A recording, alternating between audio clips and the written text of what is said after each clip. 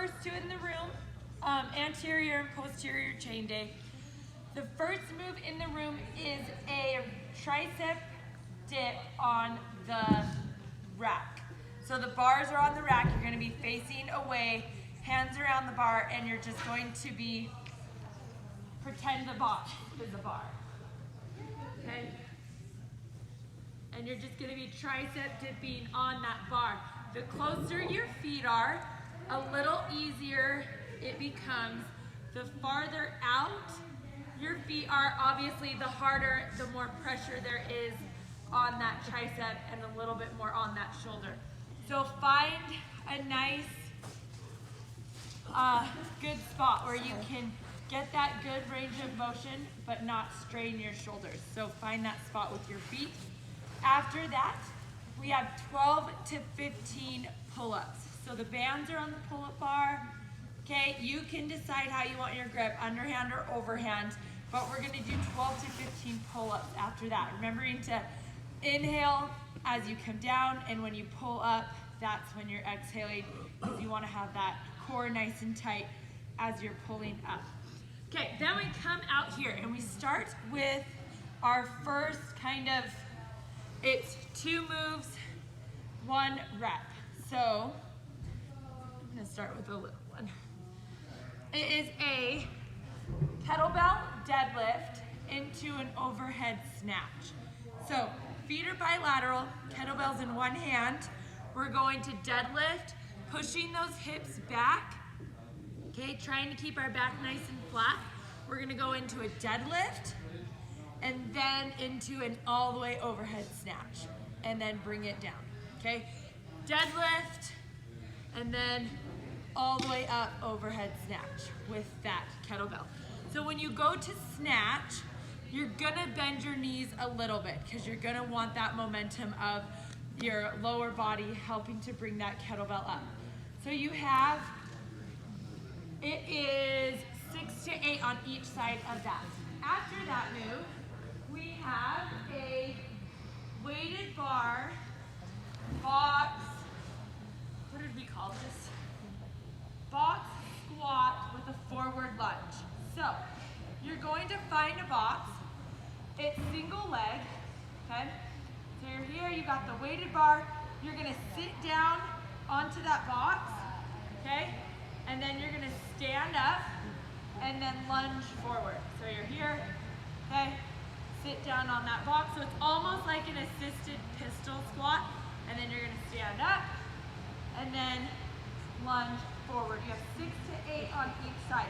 Obviously a higher box, it's a little easier because then you can just kind of tap and then come back up and then lunge forward. So pick a box that it feels good. So you're gonna do 6 to 8 on one leg, switch and do 6 to 8 on the other leg.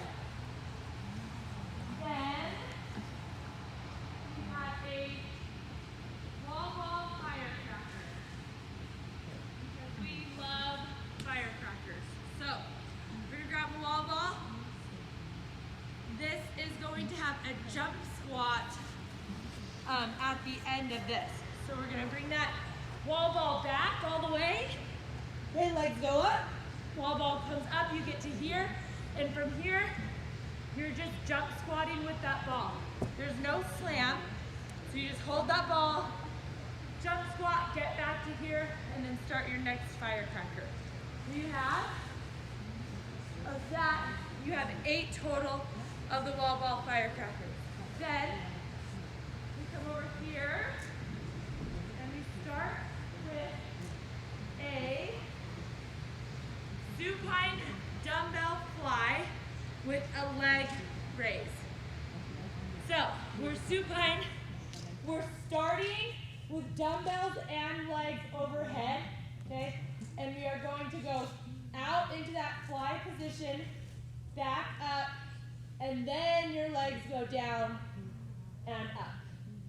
Fly, down and up, and then that's 1 rep. So the fly plus the raise is 1 rep. Okay. You guys have heard me say this a lot. Leg raises are they can add a ton of pressure on that abdominal wall. And if you are not inhaling and exhaling at the right times and engaging that core, you can actually do more harm than good with this exercise. So if you get to here and you're ready to drop those legs and you feel like you're back, you just can't, and you kind of get that like kind of raised cone shape in your core, go ahead, and from here it's much better to make sure you're tilting that pelvis forward and go to a one single leg raise. Then you'll be able to keep that core nice and engaged, and you won't do any damage to that abdominal wall. You'll be strengthening it without doing any harm, okay? So listen to your body, because these can actually be really counterproductive if you're not paying attention to how your back is reacting and how your core is reacting to those. So you have fly, leg raise, then this is a new one. Krista got super creative. Okay, we are going to have, I feel like she's working on our waitressing skills, because last week we had that like out thing. So here we're holding these plates out in front of us, and we're gonna go external rotation out, and then we're bringing them together in the middle, external rotation out, together in the middle. So we're working on holding in that bicep curl position while we're also working on rotation.